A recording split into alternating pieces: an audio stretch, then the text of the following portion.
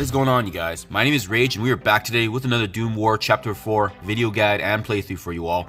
In today's video, we're going to be going through the next 3 nodes using mystic non-minion characters involved here, and this is going to give us a lot of powerful room here, but I want to showcase for you guys a team that doesn't actually require Dr. Doom or as well as the meta and being the legendaries. So that being said, it's going to mainly involve the new warriors, and as well we'll dive into the gear as well as the playthrough. So starting off here, just to show you guys the 4, it is going to be dev pool as noted by the new warriors here, and you can see I got T4s in both for basic and her special. I don't have the other abilities leveled up just because I am preserving my T4 materials, but I found this good enough upgrade was ready to go here for her to be used in these nodes. And as well, she's built up the way she is just because I'm currently using her in the end game for the Doom 2.0 raids, so I would encourage you guys to bring her up if you have her available.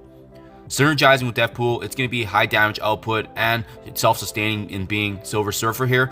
Upgrades on everything, as you can see with his T4, and as well I'm also currently using him in the Doom 2 raids, so that is why he's built up the way he is. He was also part of my OG Dark Dimension 4 team that pushed me through it for the first time.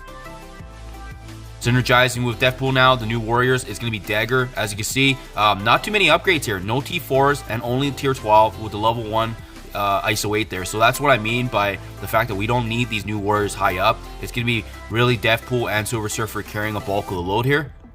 And lastly, it is going to be Cloak here. And similar to Dagger, you can see not too many upgrades, the level 1 ISO 8 as well, and you can see only tier 12. So you don't need these guys built up too high just to synergize with each other, and that's what's extremely nice about these nodes. So those are the 4 that I'm currently using. Let's dive right into the gameplay.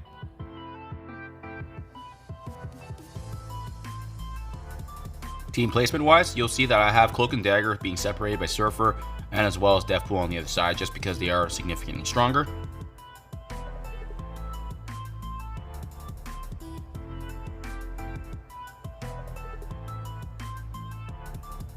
So starting off here, you're going to see we're up actually against a mixture of the Black Order and Sinister, as well as the symbiote characters here. So starting off, we want to make sure that we use our stronger characters in Surfer and both Death Pool, making a notable impact in this beginning wave. So you're going to see that I actually ability out Corvus just because he had the offense up. I wanted to strip that away from him.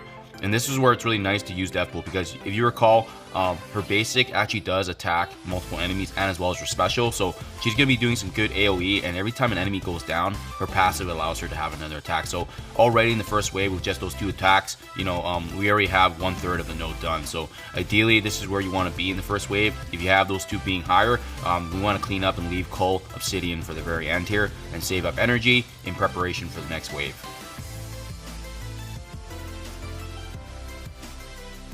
Perfect. With Cull Obsidian now down, you can see another Cull actually spawns before the remainder of his wave.